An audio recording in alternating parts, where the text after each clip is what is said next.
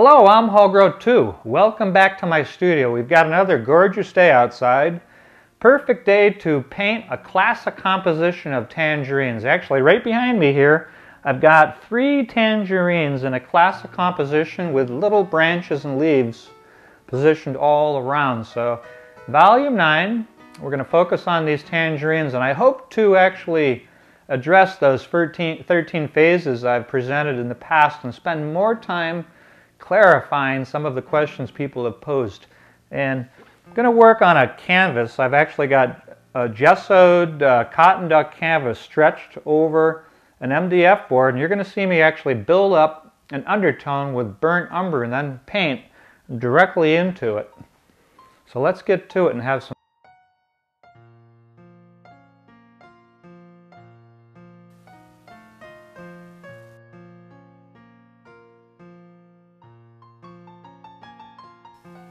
We spent a considerable amount of time working on the secondary planes. Now it's time to get in and suggest some of the detailing. And for that, I will use a smaller brush and move in to suggest some of the little serpentine branches that go in and out of the forms, the leaves and the tangerines.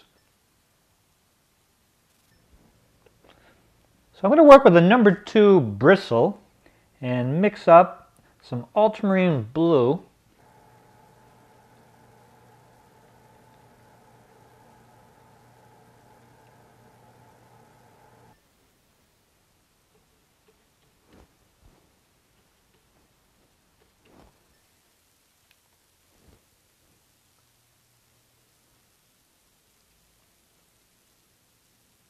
and as you apply these shapes, you can also look at the particular.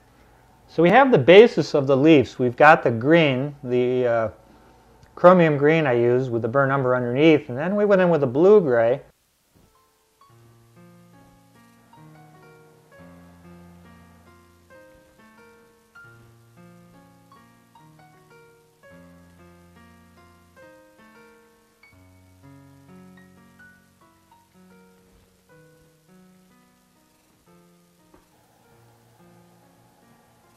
Another real critical thing about cast shadows is you want to be sure not, as the cast shadow extends outward away from the form, the edge typically gets a lot softer. So one trick to getting things to soften is taking your pinky or your finger and just pressing down, sort of blotting that edge to soften. Or if you don't want to get your fingers dirty into the wet paint, you can take your brush and just sort of sort of scumble on top of that edge or drag through that edge to break the edge and then restate it.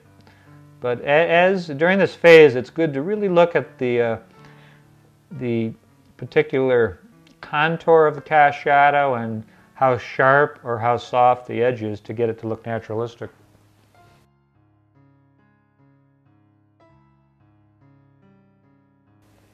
So over on this tangerine, you can see just a bit of light breaking around the right side, and if you can get that, it really does add to the richness of the piece, and it gives it a lot of excitement. So I'm going to start with the cools, and I've got the same brush I was using with respect to the cast shadows, and here's a little trick. You can number 2 bristle brush and just a dash of the red-orange we'll use for the reflected light. So what you do is you get up close and you just look real carefully and just swing a very subtle brush stroke around.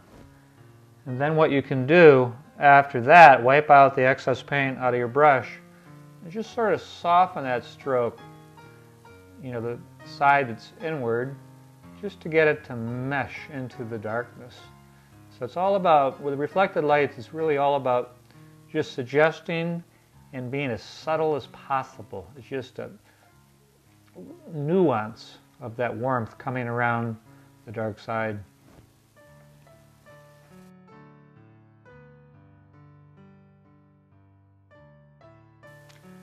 Okay, we did have some luck with showing some of the reflected lights and getting some subtleties within the warm against the cool.